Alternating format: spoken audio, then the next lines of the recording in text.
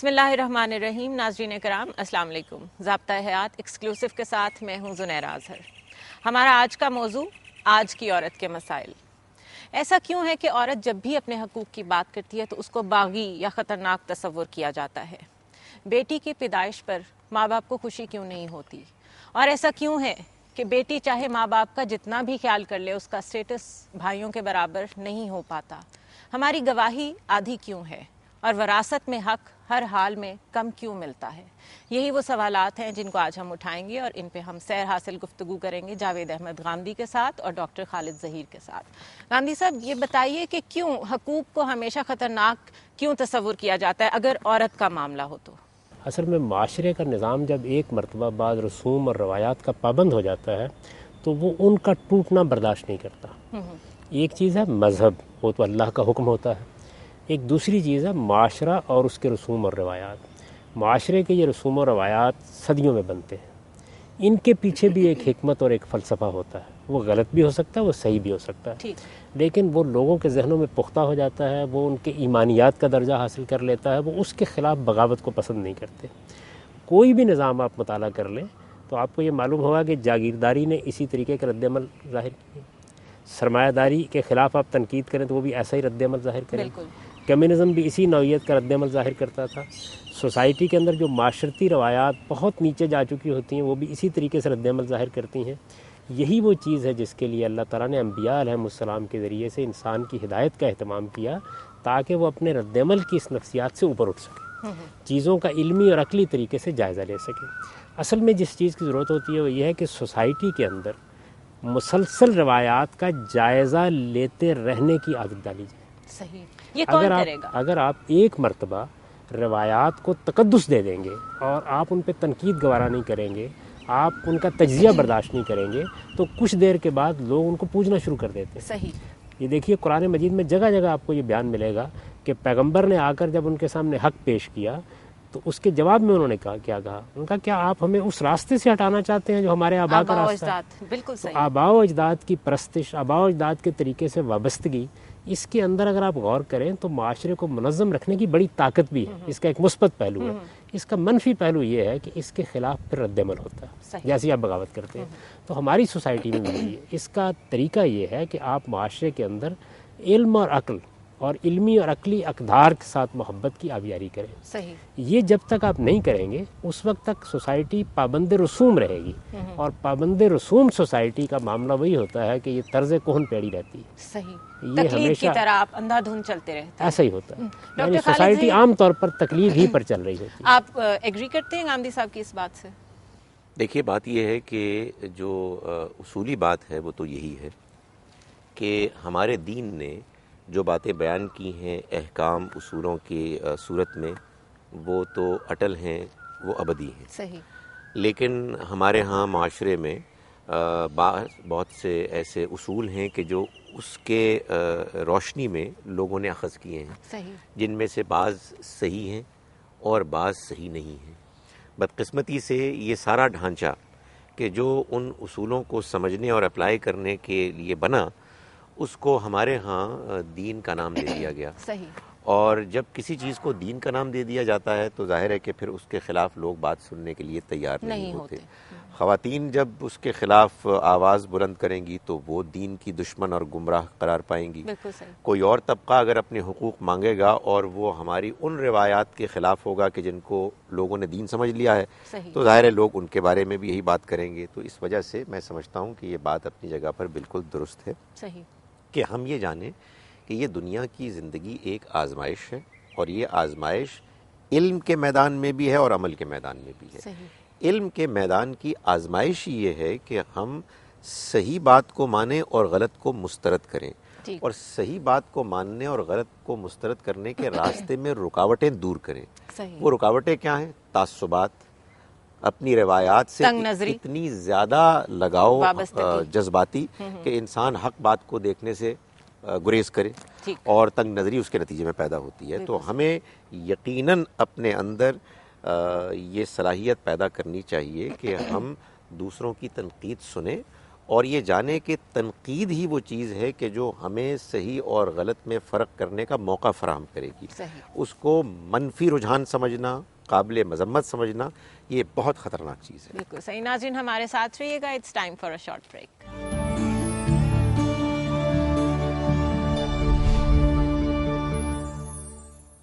Welcome back ناظرین. ذاتہ حیات ایکسکلوسیو میں ایک دفعہ پھر خوش آمدید. گاندھی صاحب، ہم لوگ اس چیز کا تو حق یقیناً نہیں رکھتے کہ ہم اللہ کے حکم کے خلاف کوئی بات کریں. یقیناً ہم اسے من و عن قبول کرتے ہیں، لیکن ہمیں اس چیز کا تو حق حاصل ہے کہ ہم لاجیکلی چیز کو سمجھ سکیں. یہ بتائیے کہ عورت کی گواہی عادی کیوں ہے؟ یہ بالکل ایک غلط تصور ہے جو لوگوں میں رائج ہو گیا ہے. دیکھیے، گواہی کی دو صورتیں ہیں.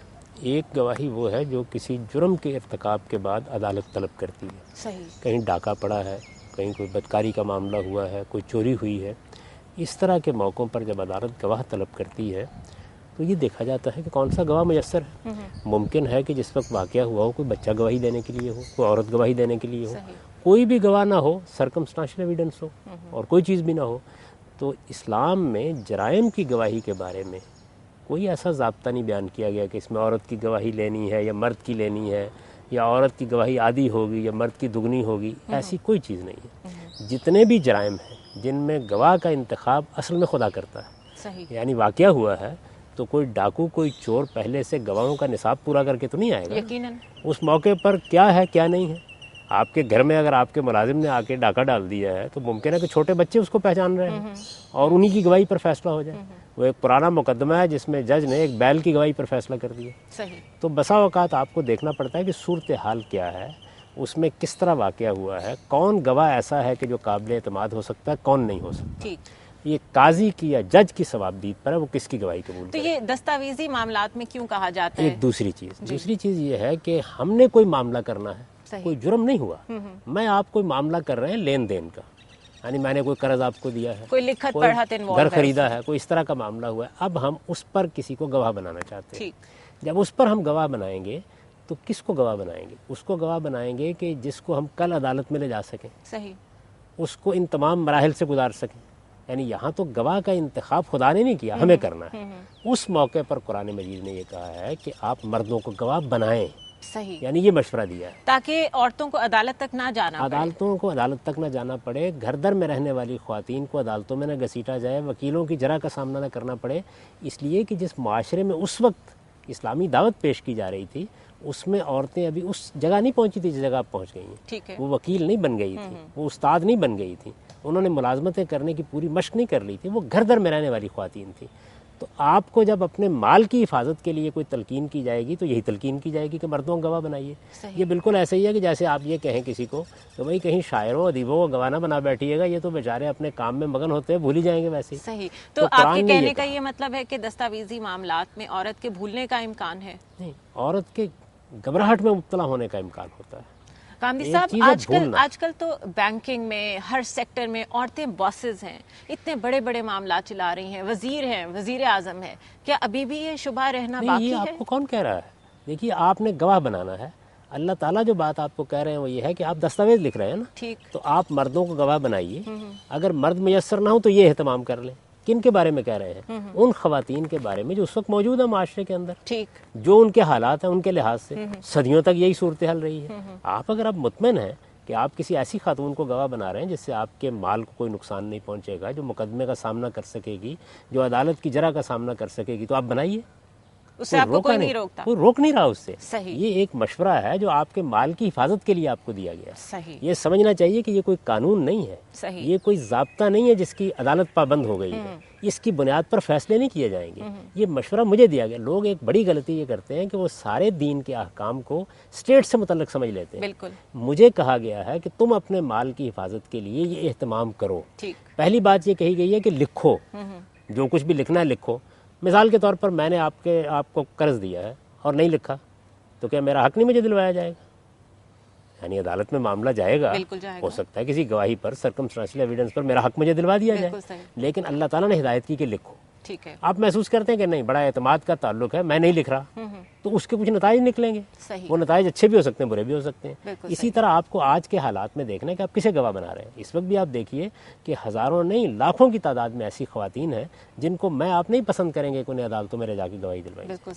لیکن اگر آپ سمجھتے ہیں کہ کوئی خاتون اسی عدالت میں جاتی ہے، وکیل ہے، زیادہ بہتر طریقے سے معاملے کو سمجھ سکتی ہے، تو روکا نہیں گیا اس بات سے. آپ کو مشورہ یہ دیا گیا ہے کہ آپ اپنے مال کی حفاظت کرنا چاہتے ہیں تو یہ طریقہ اختیار کریں. اور یہ طریقہ اختیار کرنے کے لیے آپ کی مال کی حفاظت پیش نظر ہے، آپ کو نزاع سے بچانا پیش نظر ہے. یہ کوئی گواہی کا نصاب نہیں ہے. تو اس کو مس انڈرسٹینڈ کیا گیا ہے دونوں پہلوؤں سے. ایک یہ کہ اس کو قانون سے متعلق کر دیا گیا، اصل میں یہ قانون کا مسئلہ ہی نہیں، یعنی کوئی لا آف ایویڈنس نہیں ہے، یہ قانون کا کوئی مسئلہ نہیں. دوسرا معاملہ کیا ہے؟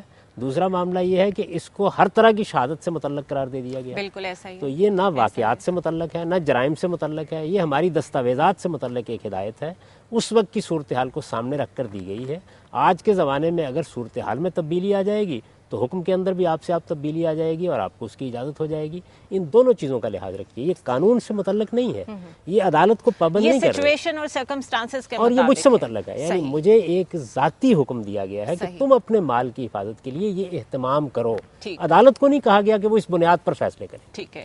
ڈاکٹر خالد ظہیر، ہم لوگ بالکل خوش نہیں ہوتے جب گھر میں بیٹی کی پیدائش ہوتی ہے. یہ تو میں اس چیز کی خود گواہ ہوں، آپ نے بھی دیکھا ہوگا اپنے ارد گرد. ایسا کیوں ہے اور ہم کب تک اس چیز کا بہانہ بناتے رہیں گے کہ ہمارے پاس کسی اور کلچر کی وجہ سے ایسے ایفیکٹس آ گئے، ہمارا دین تو ایسا نہیں کہتا؟ ہم کب تک یہ بہانے بناتے رہیں گے؟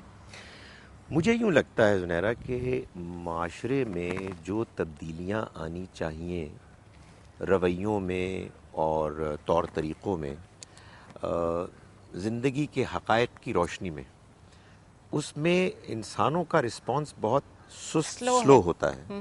ورنہ حقیقت یہ ہے کہ اس دور میں جس میں ہم جی رہے ہیں، یہ بات تو تجربے سے سامنے آ رہی ہے کہ بیٹیاں بالعموم بیٹوں کے مقابلے میں زیادہ وفادار، خدمت گزار ثابت ہو رہی ہیں. اور بہت ایسا ہوتا ہے کہ بیٹے والدین کو چھوڑ دیتے ہیں لیکن بیٹیاں ان کے ساتھ آخری وقت تک وفاداری کرتی ہیں، خدمت کرتی ہیں.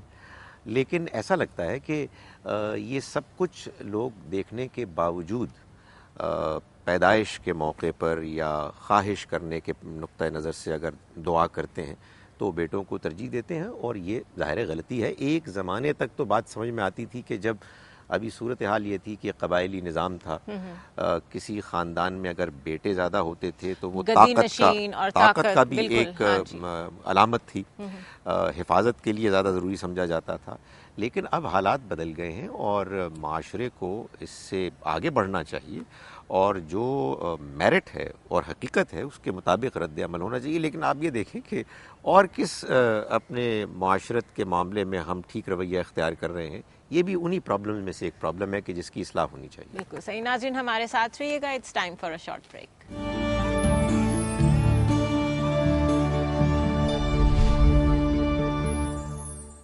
ویلکم بیک ناظرین. ضابطہ حیات ایکسکلوسیو میں ایک دفعہ پھر ہمیں آپ کے سامنے جاوید احمد غامدی اور ڈاکٹر خالد ظہیر کے ساتھ. غامدی صاحب، یہ بتائیے کہ آج کی لڑکی جب پڑھ لکھ جاتی ہے اور اس کو لگتا ہے کہ اس کا جو ہم سفر ہونا چاہیے اس کے ساتھ اس کی ذہنی مطابقت بہت ضروری ہے. یہ معاملے اتنے بڑھ گئے ہیں کہ ابھی بہت ساری لڑکیاں شادی بھی نہیں کرنا چاہتی. اگر اس پوائنٹ آف ویو سے دیکھا جائے تو ایسی لڑکی جو کہ تنہا رہ رہی ہے ایک سوسائٹی میں، اس کو تو زیادہ ایک فائنینشیل سپورٹ کی ضرورت ہے اور تقاضا یہ بنتا ہے کہ وراثت میں اس کو ایکول یا زیادہ شیئر دیا جائے.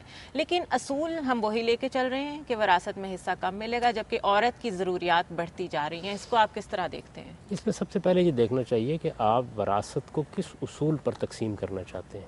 یہ پہلے طے کرنا ہوگا نا.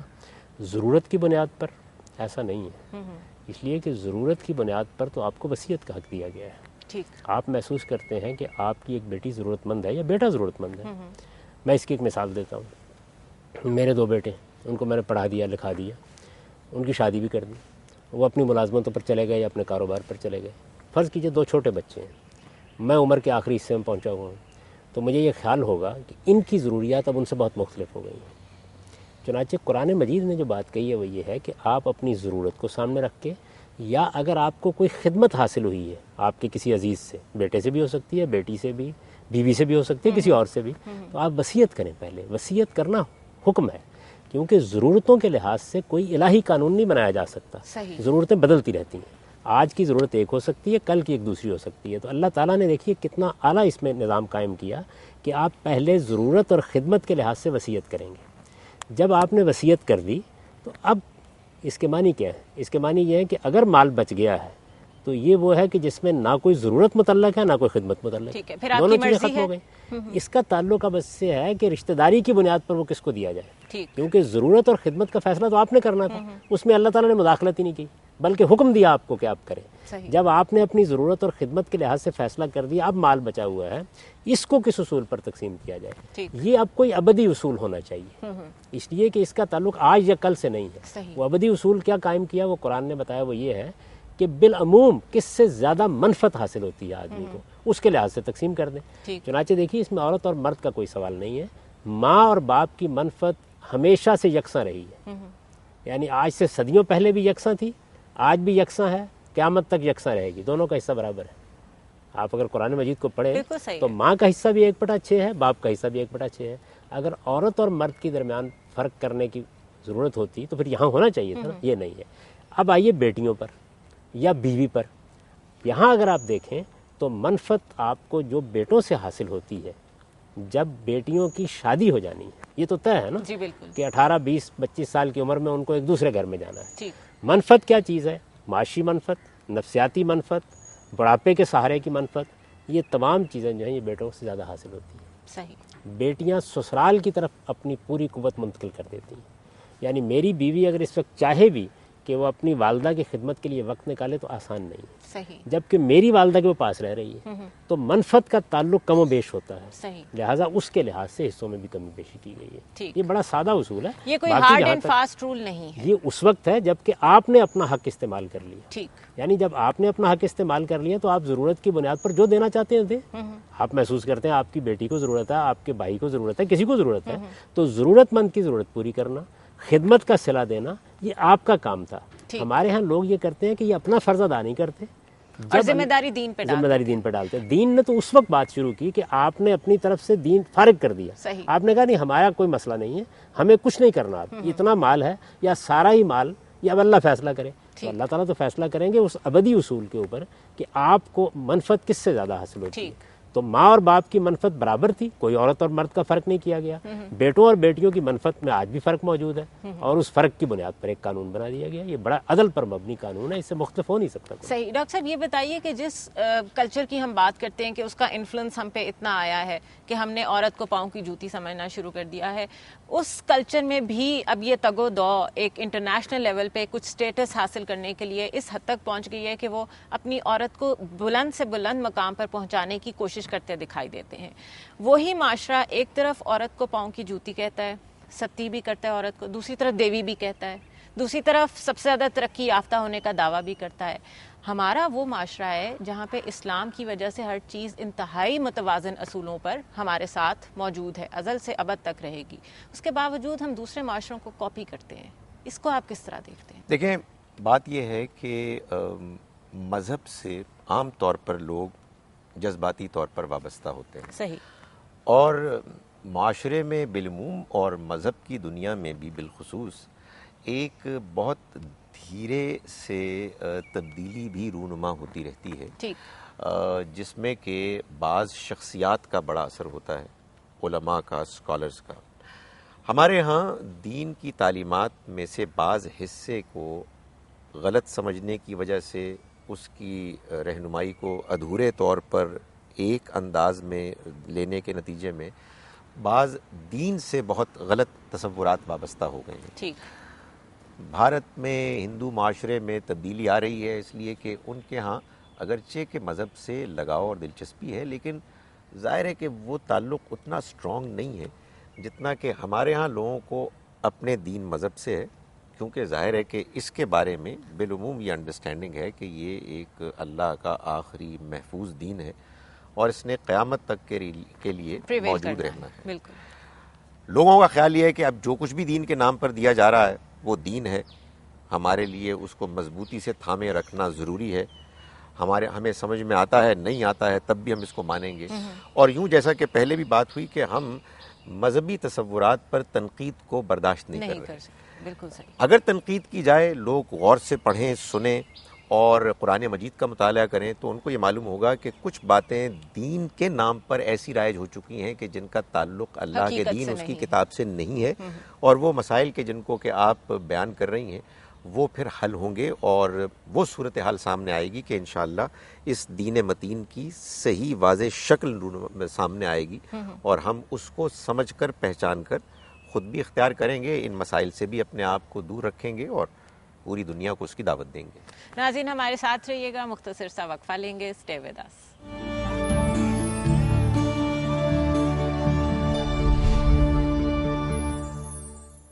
ویلکم بیک ناظرین، ایک دفعہ پھر ہم آپ کے سامنے ہیں اور ہم آج کی عورت کے مسائل ڈسکس کر رہے ہیں. گاندھی صاحب یہ بتائیے کہ امریکہ جانے کے لیے، برطانیہ جانے کے لیے تو کوئی ایسی پابندیاں نظر نہیں آتی، لیکن حج پہ جانے کے لیے محرم کا ساتھ ہونا کیوں ضروری ہے؟ اگر ایک عورت کسی وجہ سے اکیلی ہے، تنہا ہے اور اللہ کے گھر جانا چاہتی ہے تو اس کے لیے اس طرح کی رکاوٹیں کیوں پیدا کی گئی ہیں؟ یہ بھی وہی بدقسمتی ہے.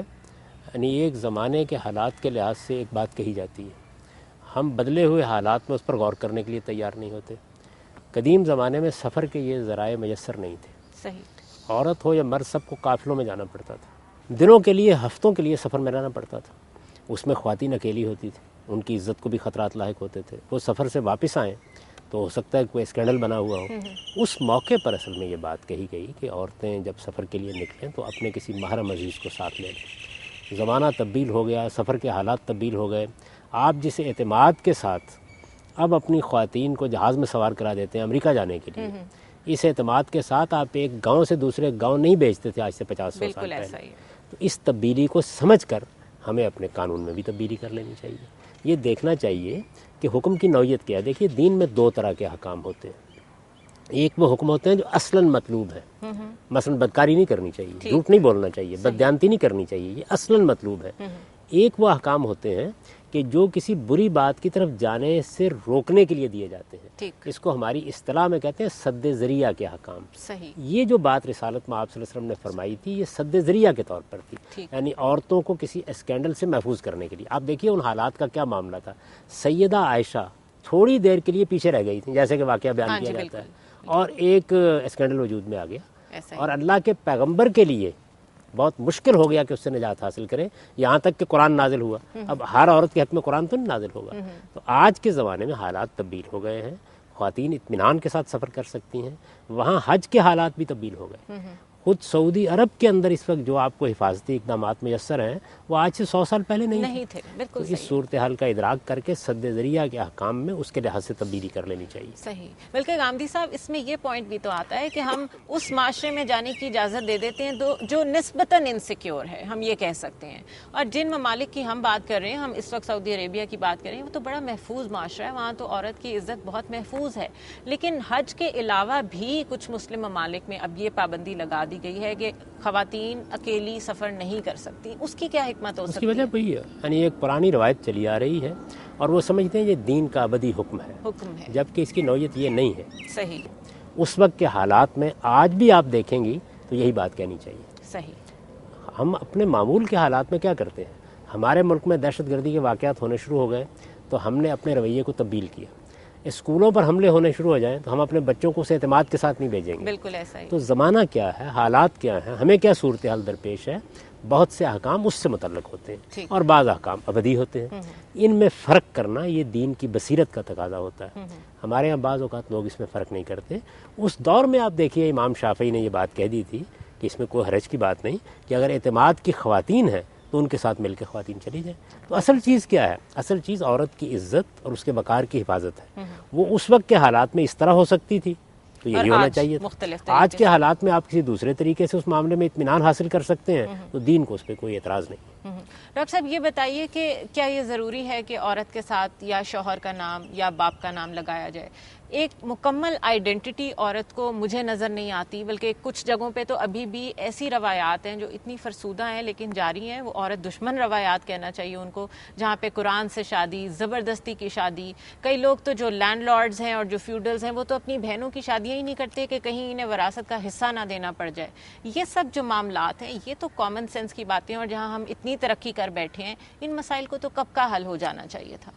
یقیناً ان میں سے جو بعض باتیں آپ نے بیان کی ہیں ان کو تو کسی صورت بھی قبول نہیں کرنا چاہیے تھا، اور اگر کسی نے ایسا کر لیا تو جیسے ہی احساس ہوا ان کو ختم کر دینا چاہیے، اس لیے کہ ان کا نہ دین سے کوئی تعلق ہے نہ انسانی اخلاق سے کوئی تعلق ہے. یہ تو اصل میں سراسر محض عورت کی ایکسپلائٹیشن ہے، اور دولت اور زمین سے محبت کا یہ ایک انداز ہے کہ وہ اپنے خاندان سے باہر اپنی زمین کو جانے نہیں دینا چاہتے، اور اس وجہ سے وہ اس طرح سے عورتوں پر اور ان کے مستقبل پر ظلم کرتے ہیں. جہاں تک تعلق ہے کچھ دوسرے معاملات کا کہ جس میں نام کے ساتھ شوہر کا نام آتا ہے، ظاہر ہے کہ یہ ہمارے ہاں تو پہلے کی ٹریڈیشن نہیں تھی. یہ تو ہم نے کچھ انگریزوں کے دور میں اس بات کو اختیار کیا کہ کسی عورت کے ساتھ. اس کے پیچھے آپ کو حکمت کیا نظر آتی ہے؟ ان کے ہاں معلوم یہ ہوتا ہے کہ جس دور میں یہ ٹریڈیشن بنی ہے اس دور میں عورت کا وجود اپنے شوہر کے ساتھ ہی اس طرح سے وابستہ ہوا کرتا کہ اس کی اپنی کوئی ایسی آئیڈینٹی نہیں ہوتی کہ وہ اپنے آپ کو کسی پروفیشن میں کسی فیلڈ میں ایکسل کرے. اور خاص طور پر عیسائیوں کے ہاں تو آپ کو معلوم ہے کہ مذہبی طور پر طلاق کا کوئی تصور نہیں تھا. اس لیے جب وہ کسی ایک شخص سے وابستہ ہو گئی ہے مرد سے بیوی کی حیثیت میں، تو اب وہ زندگی گھر بھر اس کا وہی تعلق رہے گا. یہی وجہ ہے کہ آپ دیکھیں کہ ہمارے ہاں جو پرانی روایت ہے جو عربوں کے ہاں چلی آ رہی ہے اور مسلمانوں نے اس کو اختیار رکھا اور ابھی بھی بہت سے لوگ اختیار رکھتے ہیں کہ عورت ہو یا مرد اس کا جو نام ہے وہ اس کے والد کے نام کے ساتھ وابستہ کیا جاتا ہے. اس لیے کہ ظاہر ہے کہ یہ ولدیت ایک ایسی چیز ہے کہ جو کبھی نہیں بدلے گی. لیکن ظاہر ہے کہ یہ بات ہم کو معلوم ہے کہ ایک خاتون اگر فرض کیجئے کہ کسی ایک شخص کی بیوی تھی اور وہاں طلاق ہو گئی یا وہ بیوہ ہو گئی تو کہیں اور وہ شادی کر لیں گی اور یہ نام بدلے گا. اور آپ جانتے ہیں کہ ہمارے ہاں پھر یہ معاملہ ہو جاتا ہے کہ بیچاری خواتین کو اپنے آئیڈینٹی کارڈ پر نام بدلنے پڑتے ہیں. تو اس کو تو ختم ہونا چاہیے. یہ تو ایک ایسی ہم نے نقالی کی ہے کہ جس کا کوئی تعلق ہمارے دین سے، ہماری روایات سے نہیں ہے اور عقل عام سے بھی کوئی نہیں ہے. ناظرین ہمارے ساتھ رہیے گا، مختصر سا وقفہ لیں گے. اسٹے ود اس.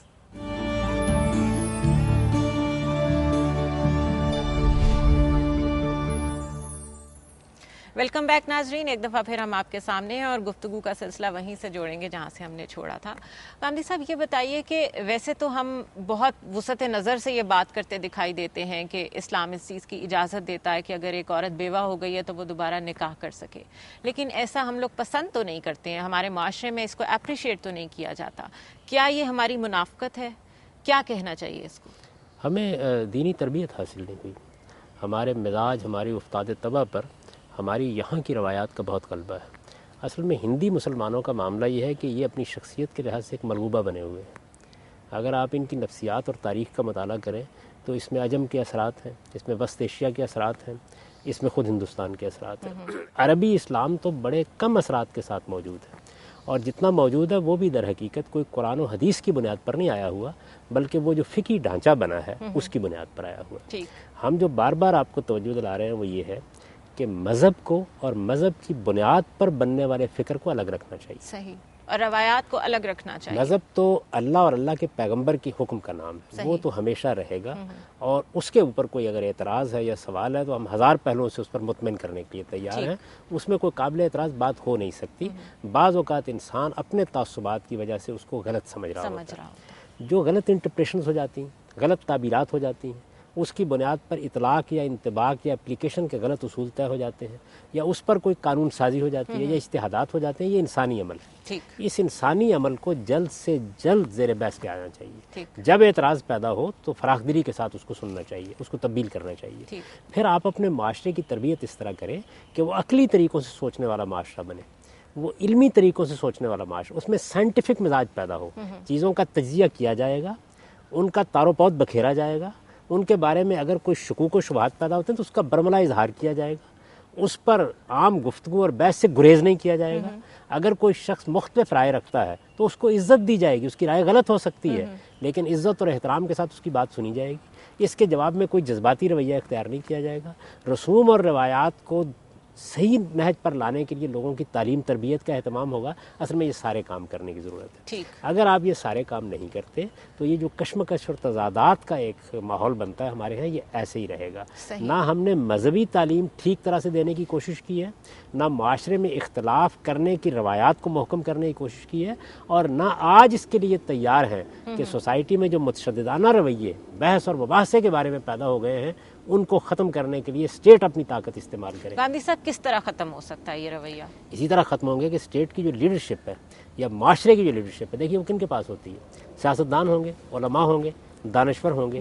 یہی طبقات ہیں جو اصل میں سوسائٹی کی رہنمائی کنٹرول کر رہے ہوتے ہیں. یہ لوگ ہیں کہ یہ اپنے ہاں اس طرح کی چیزوں کو ایک مسئلہ بنا لیں. صحیح. یعنی جب کبھی بھی اس طرح کی کوئی چیز ہو تو معلوم ہو کہ پوری سوسائٹی اٹھ کھڑی ہوئی ہے. اس وقت آپ کے ملک میں کیا ہو رہا ہے؟ یعنی اگر کسی آدمی کو اس کے محض رائے دینے کی پاداش میں ملک چھوڑنا پڑ رہا ہے، کوئی آواز اس کے لیے نہیں اٹھتی. اگر اس کو مار دیا جاتا تو کوئی آواز اس کے حق میں نہیں اٹھتی. یعنی سوسائٹی بحیثیت مجموعی اس وقت ایسے مقام پر پہنچ گئی ہے جہاں لوگ خیال کرتے ہیں کہ اس کا کام ہے یہ بھگتے. صحیح. تو جب آپ یہ چیز کریں گے تو پھر کتنے لوگ ہوں گے کہ جو اس کے بعد کوئی رائے دے سکیں گے، کوئی مباحثہ کر سکیں گے، کوئی مکالمہ کر سکیں گے. آپ نے معاشرے میں یہ صورت پیدا کر دی ہے کہ آپ کے نقطہ نظر کے خلاف اگر کوئی آدمی رائے رکھتا ہے تو اس کی زبان بند کر دی جائے، اور پھر اس کے بعد آپ کی پوری سول سوسائٹی اس کو کوئی مسئلہ نہیں سمجھتی. یعنی اگر ہمارے ہاں سول سوسائٹی میں یہ جذبہ پیدا ہوتا ہے کہ نہیں، ایسی کوئی چیز اگر معاشرے میں ہوگی تو پورا کا پورا معاشرہ احتجاج کرے گا. آپ نے چیف جسٹس کی معزولی کے معاملے میں احتجاج کیا، سوسائٹی کو آپ کی بات کو ماننا پڑا. سوال یہ ہے کہ آپ نے فکر کی آزادی کے معاملے میں، رائے کی آزادی کے معاملے میں، لوگوں کے حق کے انتخاب کے معاملے میں، لوگوں کے مکالمے کے حق کے معاملے میں کیا قربانیاں دی ہیں، کیا ایثار کیا ہے؟ اللہ تعالیٰ کے قانون کے مطابق کوئی چیز بھی جد و جہد کے بغیر نہیں ملتی. صحیح. تو جس چیز کے لیے ہم جد و جہد کریں گے وہی چیز ہمیں ملے گی. ہم نے اپنے معاشرے میں یہ اعلیٰ روایات پیدا کرنے کی کتنوں جد و جہد کی ہے، مجھے معذرت کے ساتھ عرض کرنے دیجیے، صفر بھی نہیں. صحیح. ڈاکٹر صاحب، آپ نے گاندھی صاحب کی بات سنی. مسئلہ یقیناً ہمیں سوشل آرڈر میں نظر آ رہا ہے اور ہم زیادہ تر تنقید دین کے خلاف کرتے نظر آتے ہیں. اگر اسی پہلو کو لیا جائے تو آج شادی بہت بڑا مسئلہ بن گئی ہے. بہت ساری لڑکیاں ایسی ہیں، بہت ساری خواتین ایسی ہیں جن کی شادیاں نہیں ہو پاتی. اس میں بہت سارے فیکٹرز ہیں، جہیز کے معاملات ہیں، لڑکیاں زیادہ پڑھ گئی ہیں اور مرد ابھی اتنے زیادہ اس ڈائریکشن میں نہیں گئے کہ ایسی عورت کو قبول کر سکیں جو کہ ایک بینک کی مینیجر ہے یا کہیں پہ کام کر رہی ہے، میڈیا میں کام کر رہی ہے. ایسے حالات میں جب ہمیں یہ نظر آ رہا ہے کہ ہمیں سنگل ویمن بہت زیادہ نظر آئیں گی ایگزسٹ کرتی ہوئی، تو اس معاشرے میں جس میں برداشت ہی نہیں ہے، اس میں اس کو سٹیٹس کس طرح ملے گا؟ دیکھیے، جب تک کہ لوگوں کے اندر شعور بیدار نہیں ہوگا وہ حقائق کو سمجھنے والے نہیں بنیں گے. لیکن ڈاکٹر صاحب، رسپیکٹ دینے کے لیے شعور کی اتنی تو ضرورت نہیں ہوتی. رسپیکٹ تو ایک بڑی بیسک چیز ہے. آپ عورت کو رسپیکٹ ہی نہیں دے رہے ہیں، اس کا کیا حل ہے؟ اس کا حل یہی ہے کہ جو ہمارے دین نے بتایا ہے کہ ہر انسان یہ حق رکھتا ہے کہ اس کی عزت کی جائے، اس کو اپنا برابر سمجھا جائے اور اس کے بارے میں کوئی الزام تراشی نہ کی جائے، اس کے بارے میں بدزنی نہ کی جائے. بالکل صحیح. یہ اللہ کا وہ حکم ہے کہ جس پر کہ کوئی کمپرومائز نہیں کیا جا سکتا.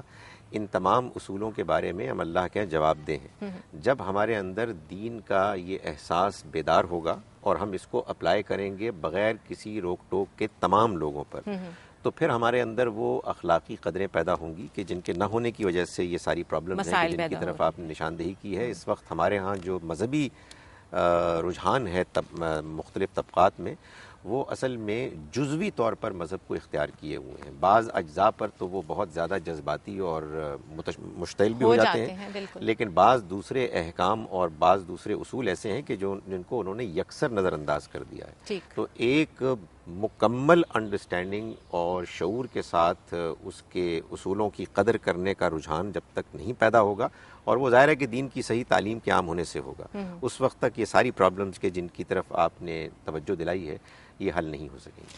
گاندھی صاحب، آپ کا بہت شکریہ. ڈاکٹر خالد ظہیر، آپ کا بہت شکریہ.